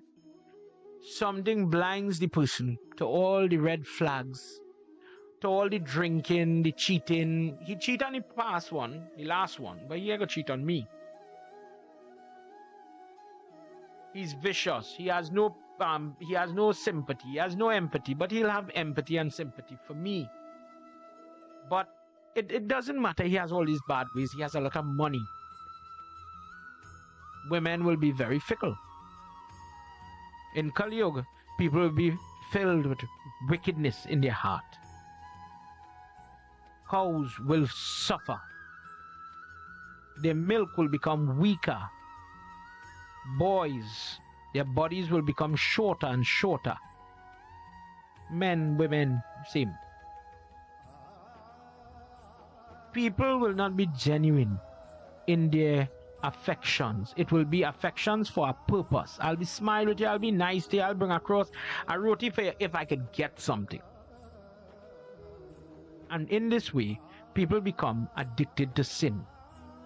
In previous Janam, people got a chance to develop in terms of maturity, but as Kali Yuga progress, the youth will be lost. Verse 33 in chapter 26. Please understand this. The youth, your youthfulness will be lost because of hormonal imbalance. In Kali Yuga, people will get signs, sickness, more so, sickness at a premature age. People will become alien and diabetic and hypertensive and heart attack. In fact, verse 34, a girl will conceive in her 5th year, in her 8th year. No, Baba, that's ridiculous, okay? For women looking on, older people, all respect. People used to have a certain age, girls used to have a certain age when they start to enter into puberty. And now that age is coming closer and closer and closer. For all those people that like to eat the fried chicken and the KFC and all the different things, hold on. The same growth hormone that in the chicken affects the structure of the female. And whether it is the morphology of the body, bosom, the hip, the alignment of the size, the weight of the individual, correct me if I'm wrong, but obesity is becoming, and I'm a big boy, I'm saying it with all respect to everybody, obesity is becoming a problem. And one way it is becoming a problem is with the polycystic ovarian problems that we have now. And where you think, okay, my grandmother had 25 children, my mother had 12 children, but I cannot have one child. But in the case of the girl now, she becomes fertile at a very premature age. Children having children in a different way. Children having children. People will have children and they will be very unhappy, leading to an overburden of the earth, of unhappy children, untaught, unkept. They will not be fed properly. And you see it in different parts of the world where children suffer. This will be rampant in Kali Yuga. In Kali Yuga, kings will be addicted to sinful activity that does not have any type of mercy, any type of help, any type of sympathy. These are signs of that. Consider something as we're talking about the degradation of lifespan and health and all this. I wanted to share this with you. Let's talk about prayer. So in our discourse last night, tonight, we're talking a lot about the word Sudra, and I want to share this information, just to build a point with you. Again, I was talking to Rajesh Sinath about dance and about the history of dance. So in the part when we are coming into the Kali Yuga, Vyas Muni from Satyuga, he starts to break the Ved. The Ved was one book and it started to come into 2, and then from 2 it went to 4, and then from the 4 Ved he had to make the different Puranas to break down the points that was in the Ved into the different, little more digestible. As his lifespan is getting shorter, their understanding is getting weaker, the ability to see it is becoming harder. The author now makes it more appropriate for the person to digest. So comparing the poetic language of the Vedas, it was very easy to understand the strength of Hanuman Swami, the image of him flying over the ocean to go and search for Sita Mata. And people understood the poetic language of the Ramayana and the Mahabharata and the different Puranas that we are touching on tonight. And it was done because the degradation of man, the ability to become overburdened by the children of Kali in Kali Yuga, was so strong that I need to make it a little more palatable. I want to use that word, palatable. So, in Kali Yuga, Natya Sastra of Atharva Ved, Natya Sastra is the housing of the dance. It is part of Ved. Ved, the history of dance. Where did it come from? Dance is an expression of the mind, the body, and the soul. expressing something that was initially created as a form of worship. But who dance? What you saying, Pandit? In the Sudra, they did not have the teachings that the Brahmins had in the beginning. So when people say when all the castes would practice their dharma, it means that the Sudra had a dharma. They had rules, they had a way of praying. What was that? The Sudras got together and prayed to Lord Vishnu, that dear Lord, we don't understand the Vedic language. We don't understand the poetic language. We do not have the ability mentally to concentrate as they do, to do the havan and the amount of jap and the rigor of all this prayer. Could you tell us, Prabhu, how can we attain the Vaikunt, the house, the level of God? Listen to what I'm saying here now. This is an example at the end of our reading. Time is running away from me, and I'm putting it in your mind as an example relevant to our discourse because we all know about dance. Vishnu Baba says, listen, I cannot help you much with that, but let me take it to Brahma. He's the creator. He'll make something. And Brahma creates this Natya Shastra that became part and parcel of the Atharva Ved. Natya from Bharatnatyam, one of the older forms of dancing. Each part of the Ved had part of this dance pray. Dance, I'm using it in English. If I'm not using the correct word, for all my dancers out there, please, I humbly bow to you. I'm using it for children to understand. In Samved, the song that they sing, the Geet, in Atharva Ved, where there's Natya, or the body movement is indicative of the message of the prayer. So think about it now. Dance is a movement of the body expressing what the person has in their heart, in their soul, in their body, but I'm using the body to convey a message. Okay? Strange. Pandit, what are you talking about? Okay, let's say it is time to go on the stage to dance. Just to illustrate. And I've seen people dance in different places. Now we've seen Bhagirat in our ZTV and our different religious program. He's standing like this. This posture, where the arms are straight, palms together. This posture means the dancer, in the context of dancing, is bowing to God. I pay homage to God as I am learning from Rajesh Sinat. All credit to his work. Then the dancer, let's say we put the thumbs forward like this, puts the thumb onto the forehead. This means I pay homage to my guru, my Diksha guru, my Vidya guru, the person who teach me in this example to dance. I bow to that guru. And then, like this, I bow to the educated, listen to the word, knowledgeable, educated audience that I'm about to perform for. Because, and I'm using this example, think about the Pandit speaking about mantra and prayers, but the person's listening to the Yagna has no idea what he's talking about. Let's use an example of Ramayana or Krishna Leela or something, and you've never heard the story of Krishna. That person would be lost in that Yagna. The dancer now is about to present maybe a poetic expression, a dance that illustrates the Ramayana or the Krishna Leela. In fact, Hinduism, Sanatan Dharma, is truly the original stage performer, the cinema, the what is Ram Leela, the play, the depiction. This was a form of Sudra Dharma where the person does not have the knowledge to understand that, for example, the first syllable in the Gayatri Mantra, every 24,000 words in Valmiki Ramayana, the first letter is given. To understand the innards of the language and the imagery and all these things, here come from Brahma. He gave it to Lord Shiva, who used the art of dance to bring the pralay. When he does Tandav dance and he brings with the imagery Oh, he's causing destruction. He conjures, he's pulling the energy that brings about the damage.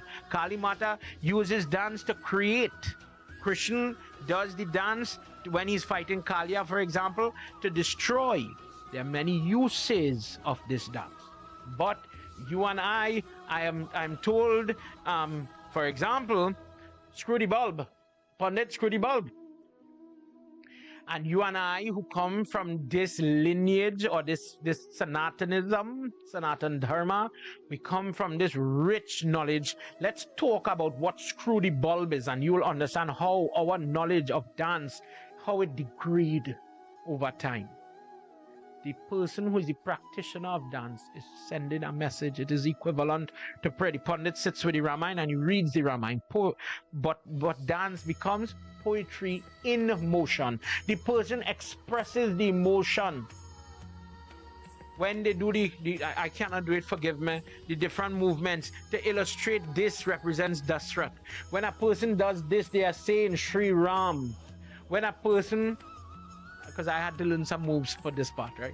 When the person equal to them and they do this representing the Sudarshan Chakra is referencing Lord Vishnu. And there are many examples, but this, the screw the bulb thing, is talking about the lotus flower, indicative of Lakshmi Mata. Is God. Is God. But screw the bulb for all the bhajan they're singing in the chutney show, for all the religious songs that they corrupt and pollute and example.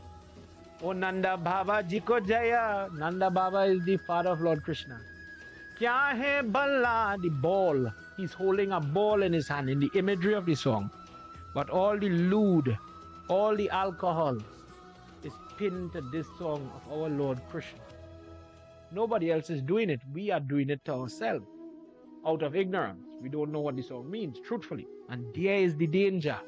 I'm sure there are people that if they knew what it represented, like the screw the bulb, when the person is doing this and you see the dancer close their eye and they do it like that, when they do the posture with the Om and they do that namaskar, maybe they will appreciate what they are doing. Maybe they will do it the right way. And I'm sure there are those who would just enjoy the ignorance. Maybe I don't have the karma to do it the right way. And I agree. This is not for everybody. But what does this one mean? I bow to the audience that is knowledgeable. So pay attention. Your Pandit, you might see in India, the politician do this. I remember Basti Pandey used to do this, And this simply meant I'm bowing to God. But the one, when the Pandit enters the Yagyashala, Sitaram, and you see Jairam Jiki, this means I'm bowing to Guruji. Remember it, you're walking out with it tonight. But I bow to the knowledgeable person, because there are people that this discourse will shoot straight over their head. Man, I go in and dance and screw the bulb and whatever. There are people who will sing the bhajan that is praising God, but they'll do every lewd and vulgar act to it and never change. And likewise, there are people that will allow the children of Kali to interfere with their acts of charity, acts of prayer. It don't make sense. So much a crime. This happened. What you're going to do, Pandit, is Kali Yuga. And you know what? I can't do anything about it. Then are you really practicing your Hinduism? Tonight, as we draw to an end, because such and much, man, time is run out. I apologize. But the talk this week going so sweet. Poetry in motion, where the Mahasabha, the gathering of people to look at the depiction. Mahasabha, not the organization in Trinidad or New York, eh? Maha, great gathering Sabha. People come together to see the dancer on stage portray now, to make it easy for people who have a shortened attention span, or maybe I don't understand. The dancer shows Sri Ram is about to shoot his arrow, Dashrath is crying. Think about what I say. The imagery came there as a method created by Brahma to help. And in the same way, created by Brahma, the sinfulness, the sin that brings Kali Yuga is created. Tonight you heard all of these things. And again, I'm said, because I'm sure somebody's going to say, where did you get this thing? The Kalki Upapuran, the first chapter of the 35 chapters, and from verse 10 to the end of the chapter. And in Padma Puran, Kriya, Yog, Sadakand, chapter 26, which is at the end of the book, where it deals with the Kali Yuga, the description, the people, the lifespan. One benefit, and my last point, one benefit does exist. In Satyuga, a person would have to live long and worship for very long in order to get their blessings.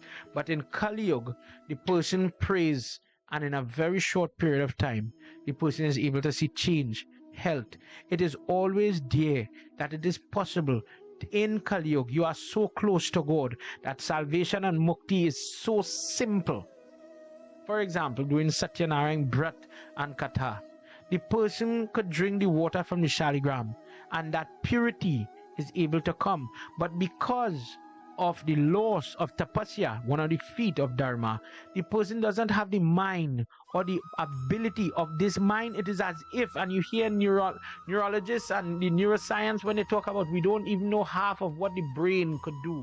We don't use the full capacity of the mind. So we are becoming more and more technologically savvy and more, new advancements every day. But our mind is not advancing. People read less.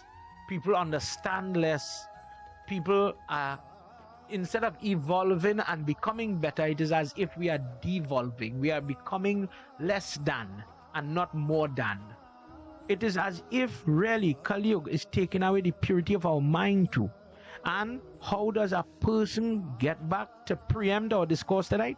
How does a person get back or push back Kali Yuga? By whatever they are doing, whatever they are offering, whatever they are doing, use it, give it devotedly to Lord Vishnu. Dedicate your every act to him, and he will disperse the focus, the liberation, the fruits. And you will hear about the fruits of the rituals that we are doing, because in it, our problem is we are going through hardship, but it seems as if I can't get a break, man. I want to see better, but I don't know how to get better, man. Please be viewing tomorrow night. Invite your friends and family to be with us, because we are going to get into a wonderful discourse. I hope you learned something tonight. I really hope you enjoyed this detailed, dive into Kali Yuga. I hope you understand that for people that are going and undergoing sickness, crime, family problems, legal problems, and you can imagine everything under the sun. Where is it coming from? Is it God's fault? Is it really God's fault according to the karma law? No. Well, then we are still in control. He is creating all these, these things, but not everybody is undergoing the trouble of, for example, dementia, Asperger, or cancer. Not everybody has that. So it is not something that God created like oxygen that is equally present for everybody to enjoy. Depending on your deeds, like when we were talking about male and female, depending on your deeds, your life experience is going to be different. Your prarabdha karma is dictated from your past. Your past actions allow you in this life to be a parent, to be a husband, to be a daughter, a son, whatever is the case. Good and bad. Good and bad. That is when we come into the different types of karma. One, what we are talking about, the day-to-day experience that we are having, and what led me to read this for you. An explanation on what is Kali Yuga and what these times mean. Where is the source of our problem? And where we going tomorrow night? How do we champion? How do we beat this thing? I want to be Parikshit. I want to be the person that puts it on this form, on this fiend that is interfering with my peace and my happiness. Be viewing. As a pundit, I cannot force you to believe. It is impossible for me to make you have faith, make you want to pray. But let's be honest. There are things that we cannot see and cannot explain that cause people to get distracted and cause children to be lazy. And it takes force and a lot of fervor from parents and the spouse and, the elders and the children when the elders get to that age to do the right thing. You have to know what you're fighting before you fight. You have to know what you're fighting to know how to fight. Where's the sense you bring a knife to a gunfight? And for some people, we bring knives when guns are facing us. And we are not using the right tools to give us the outcome. There are people that get the outcome they're looking for. There are people that are able to come out of sickness. You'll hear them talk about a miracle every day. There are people that are motivated by the glory of God. There are people that live and they see, just like Shabri is able to see God. It have people that still in this time, where it talks about coming to verse 42 in Padma in this chapter, that it is possible so easy to have that luxury of liberation, that you could have this blessing so easy that other people in Satyug had to wait thousands of years like Bhagirath and stand one way and don't eat and whatever. A person could very easily do this, that and the other and get the same type blessings. Vindravan Bihari Lala Ki Jai. I hope you enjoyed our satsang tonight. I hope you send me your comments, your questions. Vik, I hope I answered your question. If I offended anybody in the talking about all the different things we've touched on, I humbly apologize. I've been reading from a text. My intention is to edify and educate, not to insult or belittle anybody, any walk of life, any gender, sexuality, or anything, anybody, any caste. If you hold to any belief, I am not trying to insult or belittle anybody. If I did, I humbly apologize. Everybody, at this time, home here, we want to close off with your permission. Let's all join our hands as we do final prayer. Dear God, we thank you for the time spent together, listening to your discourse. For those that have heard some of these intricate details for the first time, thank you for that opportunity. Bless me to be aware. Bless me to see the hand of Kali. Bless me to see this darkness when it is corrupting my view, my vision, my behavior, my priorities. To all the young ladies out there, AIDS is not nice, AIDS is not nice, AIDS is not nice. Dear God, protect us. Boys, my boys, please, please, please, let's keep it straight. Final mantra, everybody. Tvameva Mata, Tvameva Bandhuscha, Sakha Tvameva, Tvameva Vidya Dravinam, Tvameva Sarvam, Mama Deva Deva, Tvameva Sarvam, Mama Deva Deva. Om Shanti, everybody. Om Shanti, Shanti, Shanti, Hari Om. Together. Prem Sabalo Mahapati Mahadeva Ki Jai. Pavanapatra Hanuman Ki Jai. Vindravan Bihari Lal Ki Jai. Shri Adi Shakti Mata Ki Jai. Satya Sanatan Dharma Ki Jai. Jai Jai Sitaram, everybody. I hope you enjoyed yourself. To all the people on Bhakti TV, Sitaram Pranam from all of us. Please be viewing everybody, TikTok, everybody, tomorrow night or last night for this Yagya. Until we get to meet tomorrow night, everybody. Sitaram. Bye-bye.